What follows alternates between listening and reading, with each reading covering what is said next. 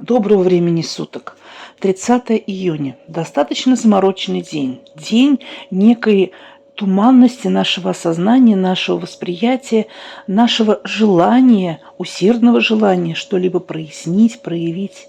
В этом состоянии очень важно не опуститься до осуждения, до нелепых, необдуманных, да и, скорее всего, как правило, нежелательных сплетен. Почему нежелательных? Есть истина, которой вряд ли кто-то поспорит. Не суди и не судим будешь.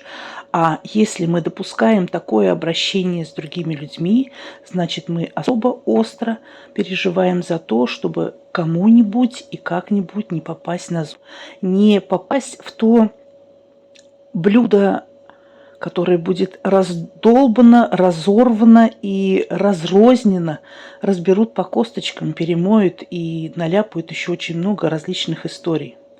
Так получается, что кризисное, обостренное состояние нас сейчас дает возможность, а вернее не кризисное состояние, а выход из этого кризисного состояния дает возможность прорисовать тот самый сценарий.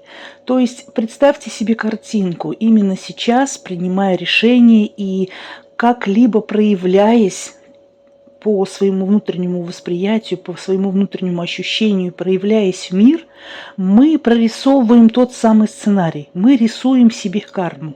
Вот очень часто люди, бывает, задают вопрос, что судьба, если предначертана судьба, вот именно сегодняшним днем, энергией этого дня, есть возможность прорисовать себе более благоприятную, желанную для вас ту самую карму.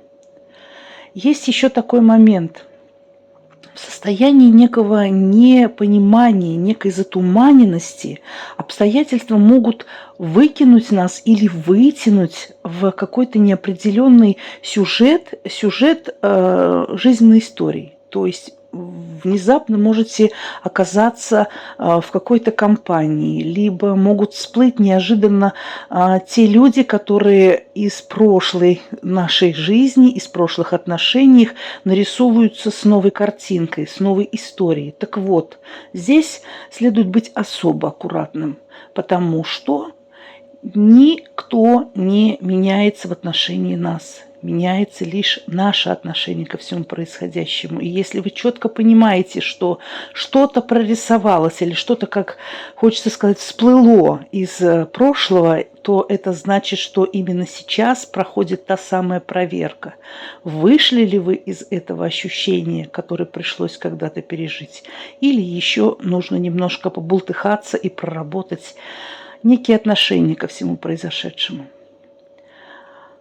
В энергиях этого дня особо уязвимыми является голова и глаза. Ну, здесь нужно позаботиться о том, чтобы не физически, не эмоционально не перегрузить эти органы, дабы не создать лишний дискомфорт.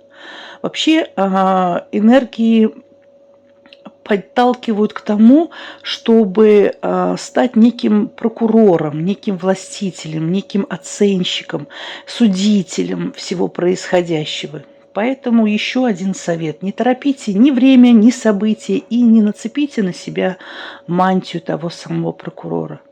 Берегите себя.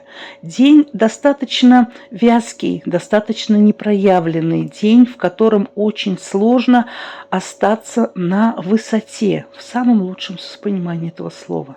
Берегите себя.